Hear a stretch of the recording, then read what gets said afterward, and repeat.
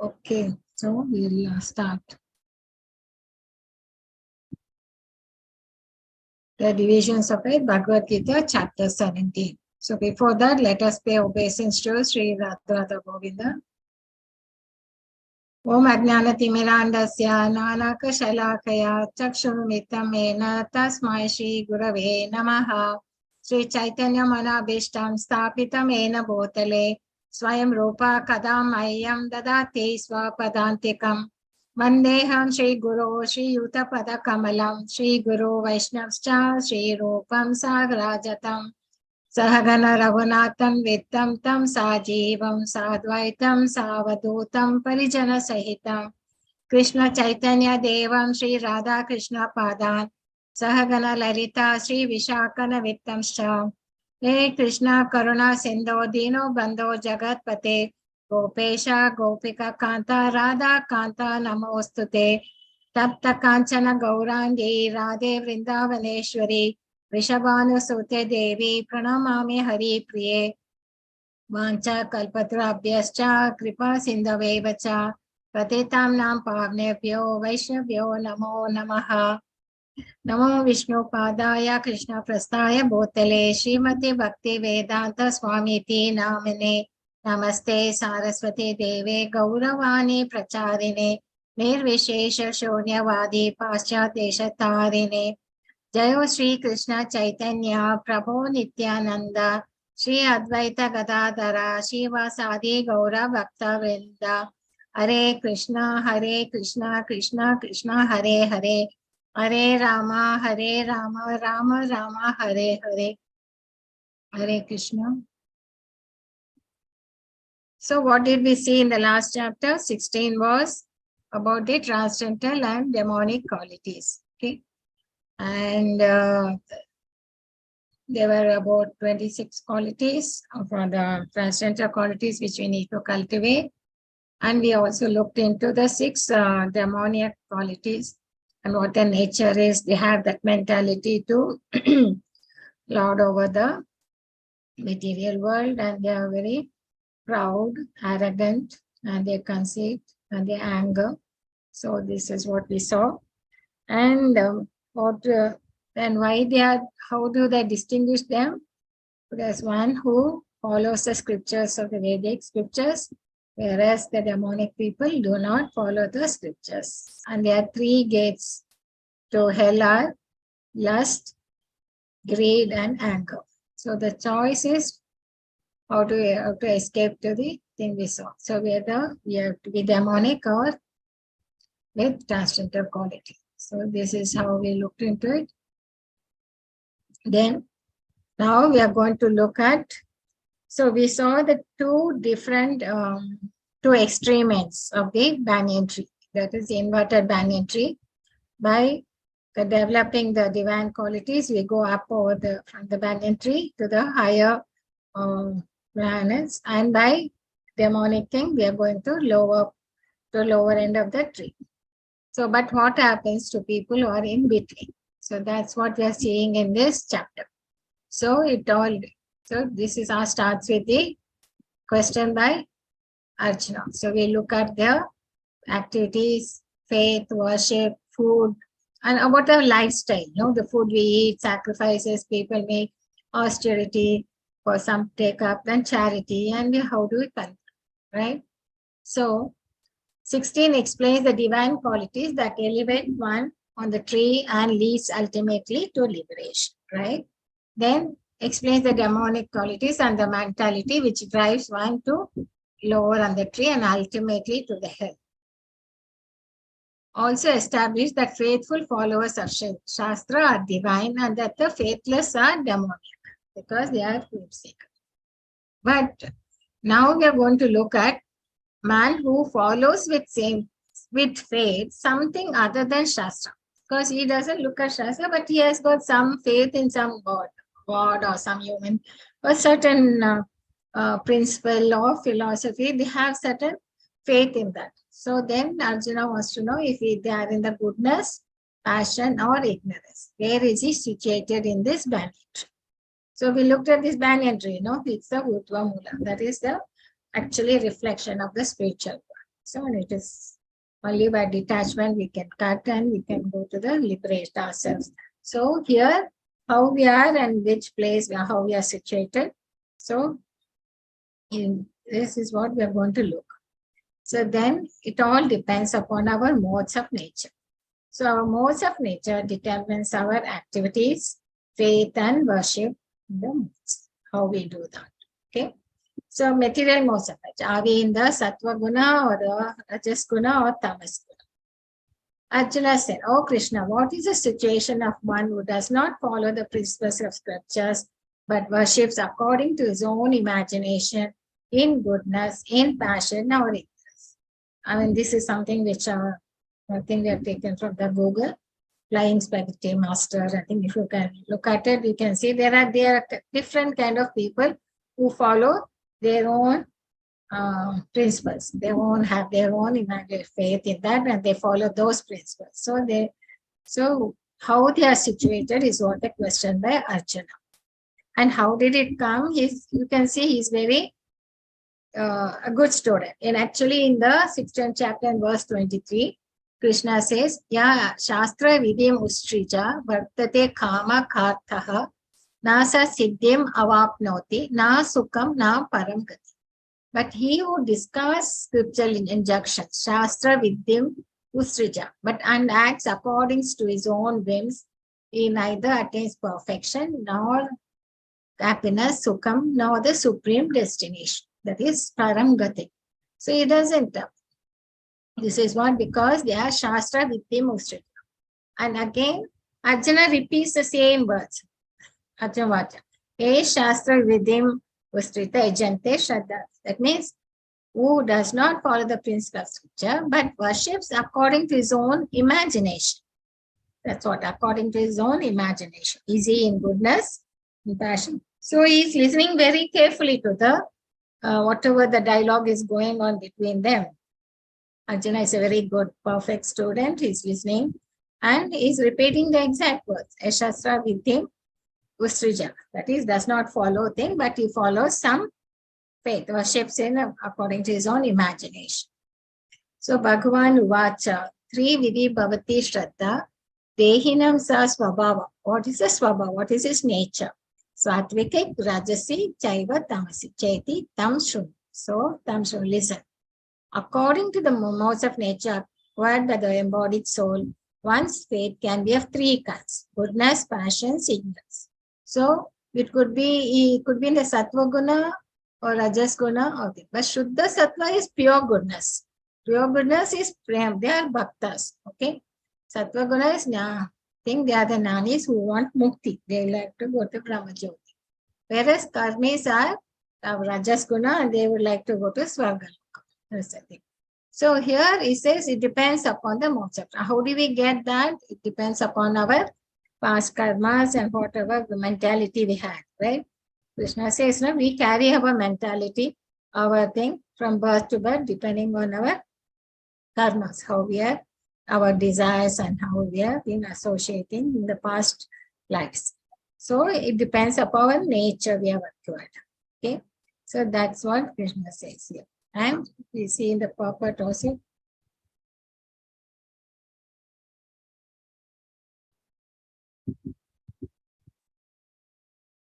So here it says, those who know the rules and regulations of scriptures, but out of laziness or indolence, give up following these rules and things and are governed by the modes of nature. So they might have known that, but somehow or other they have, by laziness, they give up that and they just do partly of it or some part of it. So how do they think? According to their modes, they acquire a nature which is a specific quality. So association of the living entity with different modes has been going on perpetually. So this is what happens because of our association with people of the different nature. And when he acquires a different types of mentality according to his association with the material modes. But this modes nature can be changed if one associates with a bona fide spiritual master and abides by his rules and scriptures. So there is a possibility. That doesn't mean that if I had that mentality in the previous birth, I have it now, and I'll be continuing perpetually to have it. It's not like that. If in this life if I get the association of a bona fide master, and then I take to his rules and thing and learn the scriptures, then my mentality will change.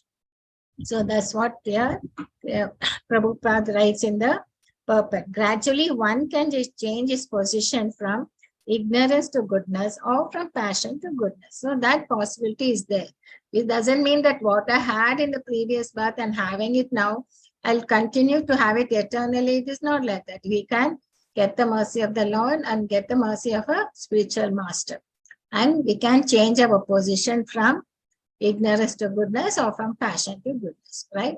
The conclusion is that blind faith in a particular mode of nature cannot help cannot help them to get the perfection. He has to consider things carefully with intelligence in the association of bona fide master. Thus, one can change his position to a higher mode of nature. So, here it's very clearly, there is a hope for us to change our destiny, right? So, it depends, the faith is the 3 months. O son of Bharat, according to one's existence under the various modes of nature, one evolves a particular kind of faith. Living being is said to be a particular kind of faith according to the modes, yes.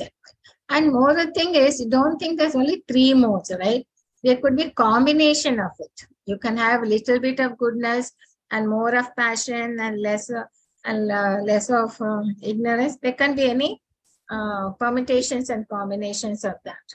Okay, it's not that one is purely in goodness mode, then one will be purely in passion or anything. No, you can have different proportions. So that means you can have different kind of mentality. Okay, and depending on the situation, our desires, we could be having different kinds of moods. So, and then men in the mode of goodness worship the demigods, those in the mode of passion worship the demons, and those in the mode of ignorance worship ghosts and spirits. Yajanti Satvika Devan Ekshasi Eksha Rakshasi Rajasa Pretan. But those who undergo, so the worship, how do we, faith is depends upon the mentality we have got from the thing.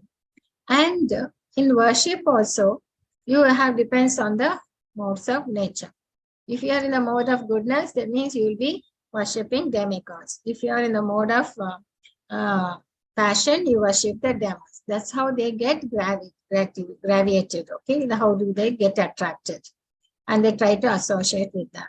And those who in the modes of goodness worship the thing. So we saw the faith, we saw the worship.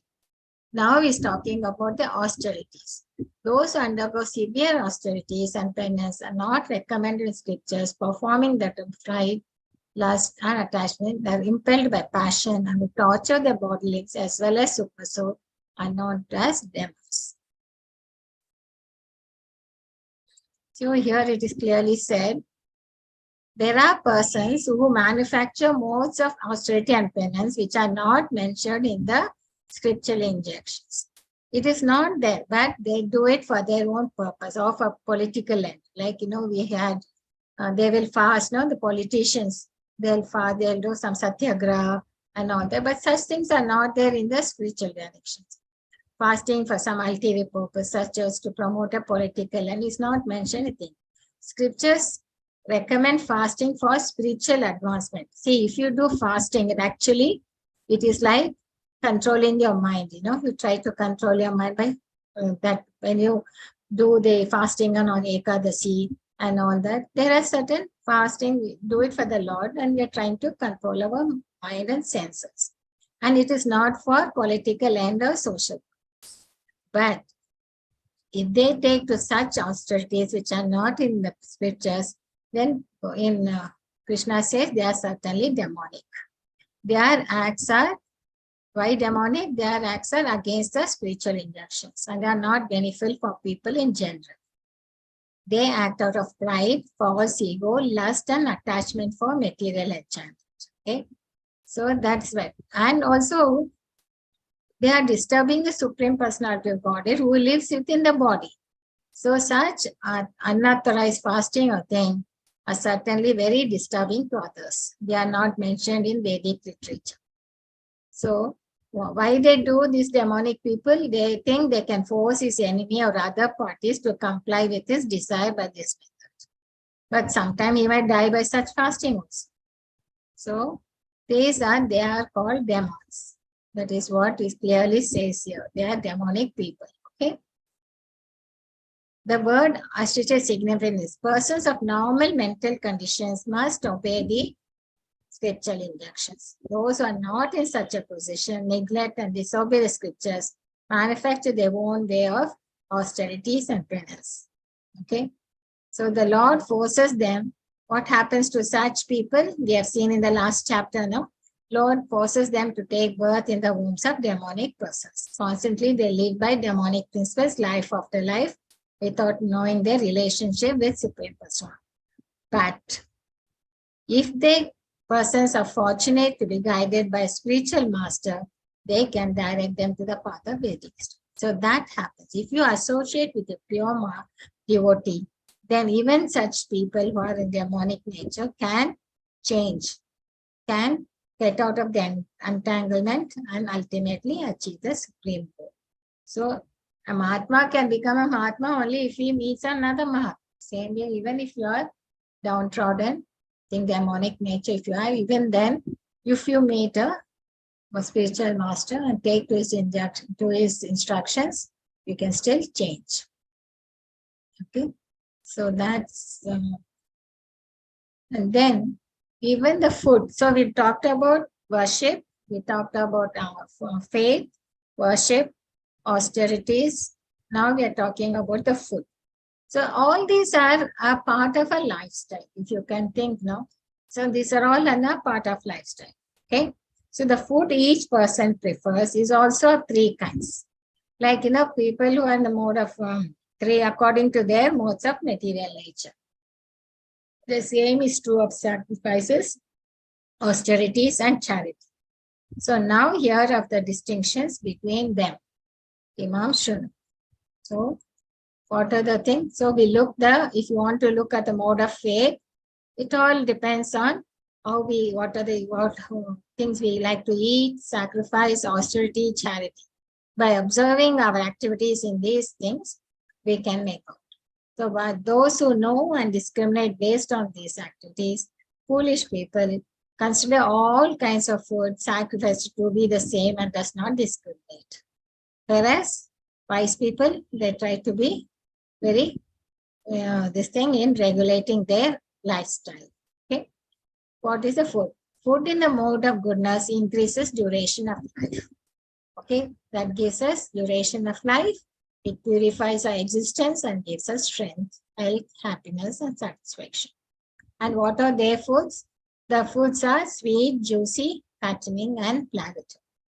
But there are people who like foods that are too bitter, too sour, salty, pungent, dry. They are the people of the modes of mashing. And who are the modes of ignorance? They eat such food cause pain, distress, and disease. But food cooked more than 3 hours before being eaten, which is tasteless, stale, and putrid, decomposed and clean, is food liked by people in the mode of ignorance. So only the foods in the mode of goodness will give us health, increase our duration of life, purify our existence, and give us strength. Whereas the other things are all we saw, or what are the different kinds of foods, right? And how they are in. So this is how the discrimination is made in this Bhagavad Gita. In sacrifices, the sacrifice performed according to duty and scriptural rules, no expectation of reward is the nature of goodness.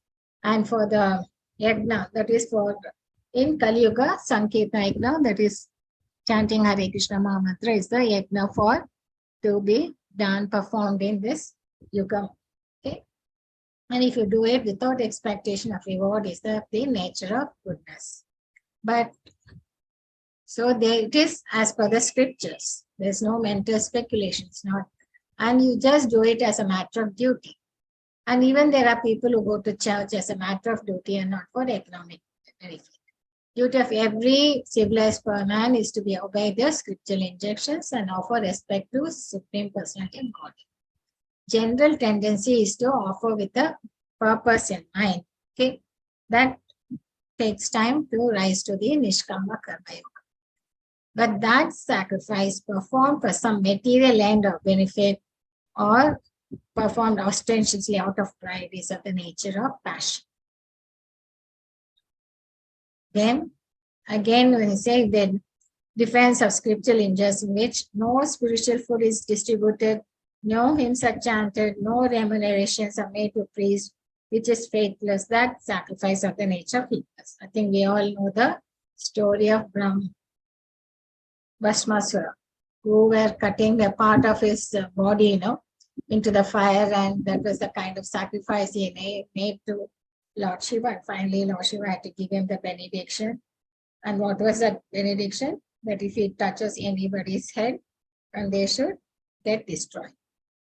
So that was the benediction. Because so they are actually have demonic nature. And what is this? So we saw the sacrifices made in passion and good thing. Austerity in the modes. So austerities, there are three kinds. Austerity of body, austerity of speech, austerity of mind. Okay. So in body means you have to worship of the supreme Brahmanas. That means you pay obeisance to the Brahmanas, to the spiritual masters, and to your elders like father and mother. And you don't not only keep your physical body clean, also be internally clean, simple, and you adopt a simplicity life and be celibacy and non-violence. You don't harm anybody. And in the speech also, austerity of speech is also a very thing. Speaking truthful words, and it should be pleasing to people, and it should be beneficial. If it is not, you don't, others you keep quiet and don't agitate others. Also regularly recite Vedic literatures. And mind, you be in thought, be satisfied, simplicity, self-control, purification. So this is the how you control, perform austerity in your body, speech, and mind. So that's what Krishna says. Deva Dvija Guru Prajna Pujanam Saucham Archavam Brahmacharyam Ahimsa Cha Shariram Tapa Uchyati. So, like father, cleanliness. So these are the austerity of the body consists in this. Okay. Then speech consists in speaking truthfully and beneficially, and in avoiding speech that offends. Also regularly. Serenity, simplicity, gravity, and purity of mind, austerities of the mind. So these threefold austerity practiced by men whose aim in themselves materially but to please the Supreme is of the nature of goodness. So here, one who performs such kind of austerity is said to be in the mode of goodness.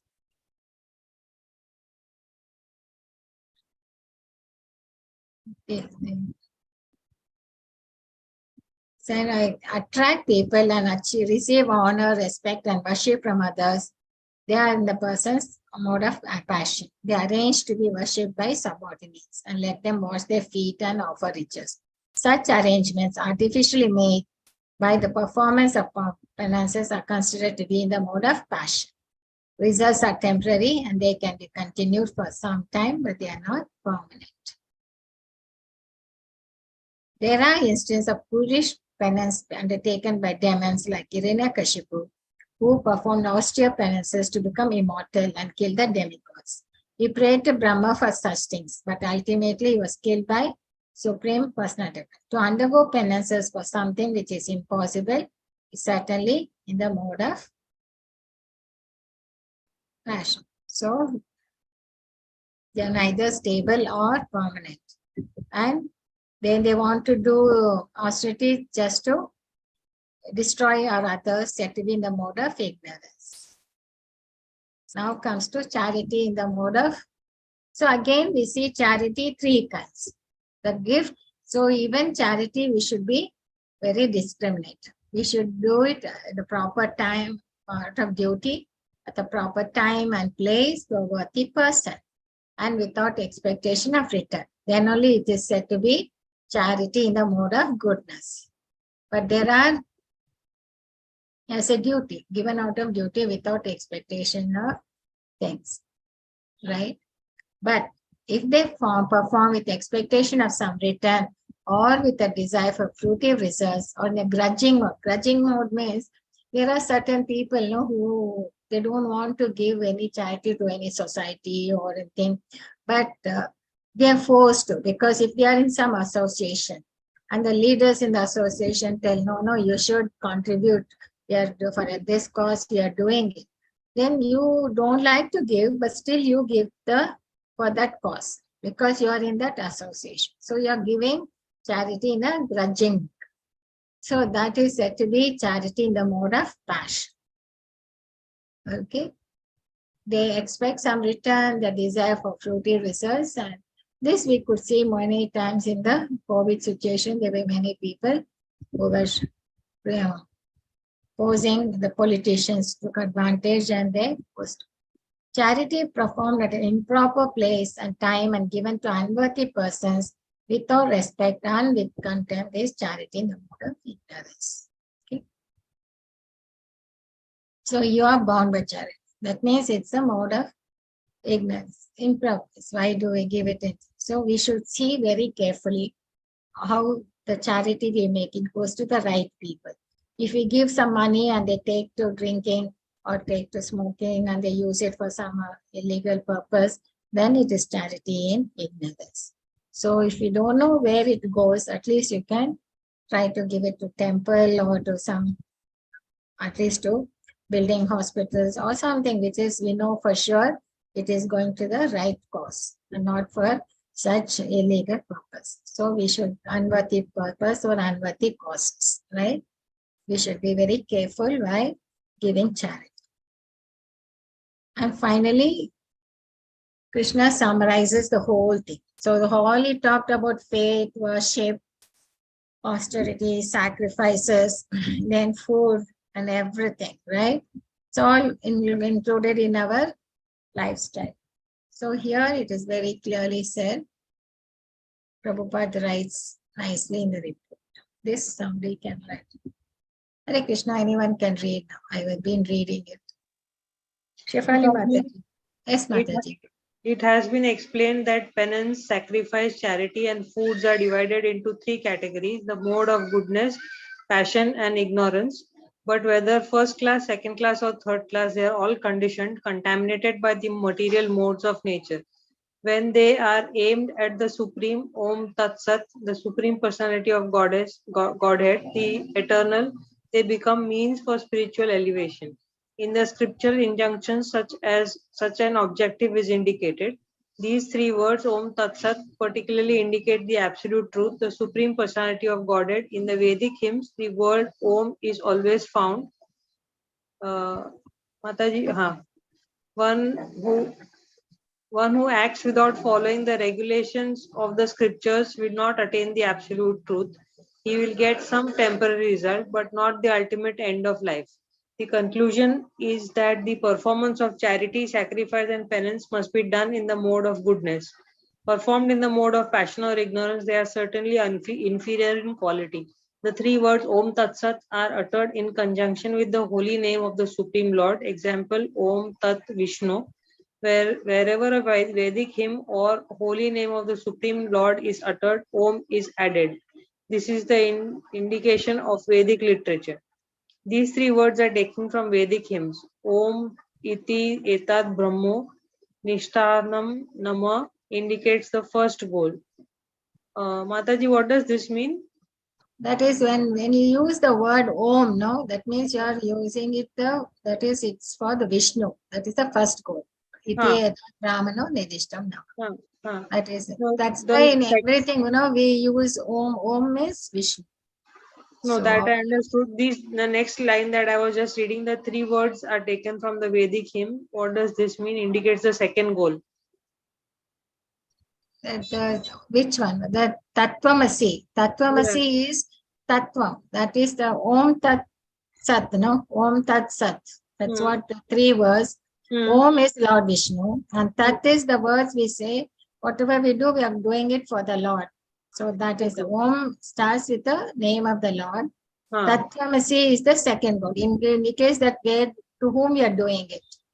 And Sad Evam Saumya indicates the third word. Combined, they become Ot Sat. So it is just that when we use that Om Tat Sat, when you end with that, that means it is everything performed for the Lord.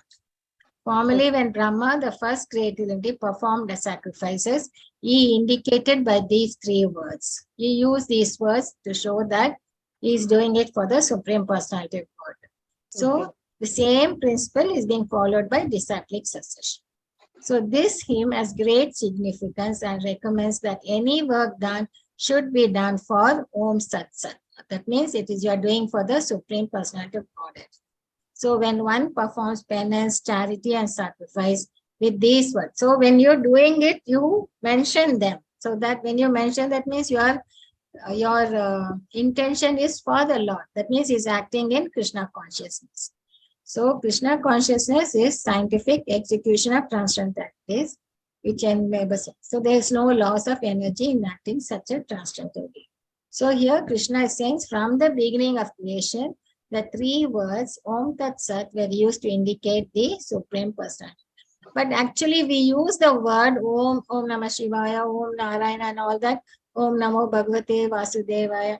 But we don't put so much think on that Om, the word Om. No? Actually here it is said in Bhagavad Gita that they indicate the Supreme Personality of Godhead, absolute truth. Okay. They are the symbolic representations used while chanting the hymns of the Vedas and during sacrifices for the satisfaction of the Supreme.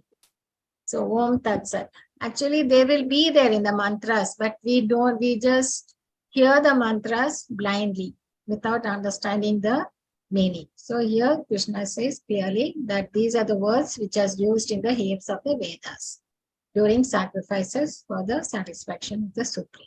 Okay. And from where it is taken is Chandogya Upanishads and all that. Here Prabhupada writes, gives that. Okay, Mataji? Yes, Mataji. Yeah. So, Om means Vishnu. It is placed at the beginning of Vedic hymns to indicate the supreme goal. Okay? So, what is it? We are giving it to the Lord. That is what it says. To attain the supreme goal. And purpose of such thing is to get, what is the purpose? It's to be free from the material entanglement. Tattvamasi means you want to be free from the material entanglement. And after freeing from material alignment, where we have to go? We have to go to the Lord Vishnu. That is Om. Okay. That describes detached work for the sake of liberation. These activities are done with disregard for material results. And then Sat means absolute truth is the objective of devotional service, and it is used by the word Sat. These works of sacrifice, penance, and charity are performed to please the Supreme. Sat means eternal. Activities done for the service of Lord. So that reveals the true spiritual nature. In such activity, the performer of actions becomes eternal. The activities are aimed at the eternal. Benefits are also eternal. So that is why Sat. Om Tat Sat. Om is the goal. Tat is to get free from the material entanglement. And Sat means eternal. So the person who is doing is becoming, actions become eternal. Activities are also aimed at the eternal, and benefits are also eternal. Okay. So these are all from Chandogya Upanishad, but we need to at least understand what do we mean by Om Tat Sat. So finally, what we mean is that by using Om, and also from this is taken from Chaitanya Charitamrita Adi Leela, where they say Omkara is a combination of three letters, A-U-M, as transcendental potency. One who chants Omkara will soon realize Omkara and Lord Vishnu to be non-different. A is the letter, refers to Krishna, who is Sarva Lokaika Nayaka, master of all living entities and planets. Letter U, Kara, indicates Srimati Radharani, pleasure potency of Krishna. And Makara indicates the living entities. So this is how we Omkara. But we need not go into that depth, but at least understand that Om Tat Sat means whatever we do, whether we're doing charity or sacrifices or worship, everything should be for the Supreme Personality of Godhead. But if you do that, sacrifice, austerities, and charity without faith in the Supreme, then it is not permanent. Because right, so we are performing it and it is useless. And both in this life and this, you don't get any benefits if you don't do it with the Lord. Okay. So this is finally we come to this chapter. It's very simple. So here we talk about our lifestyle, and it says that whatever we do, we take up the thing. It should be in the mode of goodness, and we should rise to the mode of goodness, and it should be aimed to for the Supreme Personality of Godhead. Sacrifices, austerity, charity, everything should be done for the Lord. And here we come to know that depending on our mentality, our nature, we get that particular faith. Okay. And if you're in the mode of goodness, we worship the demigods, or if you're in the mode of passion, worship the and the ignorance is of the ghosts and spirits. So depending on our mentality and how we can change our mentality, if we be fortunate to meet a pure devotee by association of pure devotee, a spiritual master, and take to his regulations, we can still change our mentality. Otherwise, life after life after life, you'll be in the same mentality. Okay. And how the sacrifices also could be in the three modes. Austerity has got three things: austerity of body, austerity of speech. See, speech plays a big part, and austerity of mind, and how we can be in that. So conclusion is, if it is aimed for Om Tat Sat, then it is for the Lord, and then you can get elevated. Otherwise, we are down. Okay. So this is very simple chapter. If there's any question, you can